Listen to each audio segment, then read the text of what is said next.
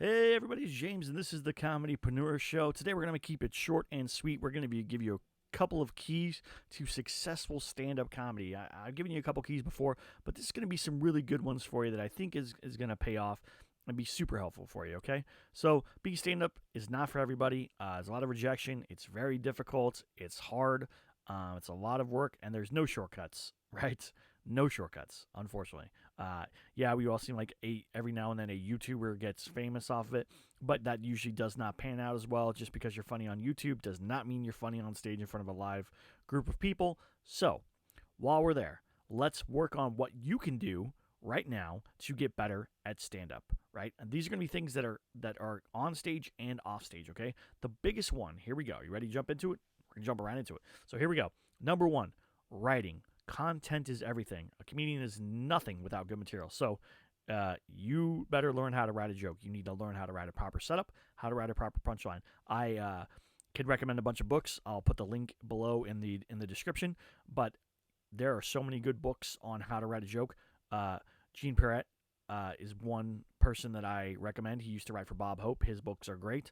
I'll like I said, I'll link the stuff below, and it'll help you. He immensely helped me when I first started. I was writing for other comedians. Keep in mind, I've been doing stand-up for about a year, and I was hired to write for other comedians because I knew if I learned how to write a joke, that was going to be a big step for me, right? I may not have stage presence yet. I may not be able to be the best performer. I may not be able to know who I am yet on stage, my persona, but I can write a joke. And writing a joke is huge because if you can write a joke, you could sell a joke. And selling a joke, that's what I did. Before I ever got paid to step on stage and tell a joke, right? Nobody paid me to tell jokes on stage.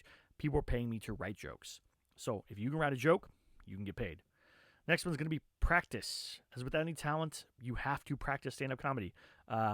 You may be able to go out and make people laugh, just kind of silly Billy, but to take an hour, to get to an hour, to get to 15 minutes, to get to 20 minutes, to get half an hour, all that means practicing in front of anyone anytime you can. I have my own mic and stand. I perform my own shows. I will also run new sets in front of family and friends. I'll get a group of people together and say, hey, I'm going to run this new set for you guys. I want feedback, and I'll record it and everything, and I'll just hone it and work on that skill. Oh, that joke didn't work when I said it this way, or that punchline was too long, or this setup was too short or too long, or whatever it is. And it takes it's trial and error. It just takes a little while, and you'll get it, and then you'll nail it. The next one's going to be venues, right? So doing stand-up for your friends, family, great. Setting up stuff, you're not going to make any money, right? You have to start getting booked. This means working on jokes. You should be working towards a tight 5 for your first year, working towards a tight 5. That means a tight 5 minutes you could do anywhere. If someone says, hey, how much time do you have? Don't say, hey, I have an hour's worth of jokes I wrote. Did you test them on stage? Then you don't have an hour. You have a tight 5 you can perform on stage. That's what you need. Your first year is your tight 5. Tight 5, that's what you're building year 1. You're perfecting it year 2. Year 3, you're working on 10. And year 4, you're working on 15. Year 5, you're working on 20. So on and so forth until you have a half hour. That half hour is going to be something you probably hone for another year or two. Then you're going to start pushing in 10-minute chunks. Try to get to 40. Try to get to 50. Build that hour. So in 10 years or so, you should have an hour, a nice hour. Now, some people could say, oh, I can write jokes all day. Yeah, you can write jokes all day, but when can you perform them? When can you perfect them? It takes time, right? And you can, after you've got your 10 or 15 down, then the next step is, you can start a new 5, a new 5, a new 5. You can keep doing new 5 every 3 months, 6 months, whatever. But if you want to get perfect at it, it's going to take probably about 5 to 7 years for you to get that full hour going. I have about 45 minutes that I'm comfortable with. I'm working on that hour. I was working on that hour. I was going to do it for COVID. I was going to record an album and stuff. But I haven't had stage time, so I can't tell you whether I have a real hour or not because I have jokes that are an hour, but do I have a real hour? I don't know. Probably not. Maybe. Next one's going to be paying your dues. Like I said, it takes time. Don't expect to go from, hey, everybody, I'm a funny guy, to, hey, I'm performing in Philadelphia and I've got a Netflix special and I'm on a stage and I'm in New York at the, you're not. Excuse me. You're not going to do that. No one's going to do that, right? It takes time. So just know it's going to take years. Don't expect to go into this and get famous right away. That's not going to happen, right? If anything, even Preacher Lawson, who's one of the funniest people just in person, just a regular, normal person that's funny, who's also amazing on stage. It took him 10 years to get anywhere. And that's with America's Got Talent or whatever. So he did jump a little bit, a line, but he already had his stuff built. He was already working for 7 years in Florida before he ever came to LA. Like, just put in the work. It's going to take time. He talked about how he was homeless before he got his break. I'm not saying be homeless, but you're going to have to give up some stuff if you want to make it. You're going to have to pay your dues. I'm proud of him now. He's a millionaire. He's got shows. He's got things.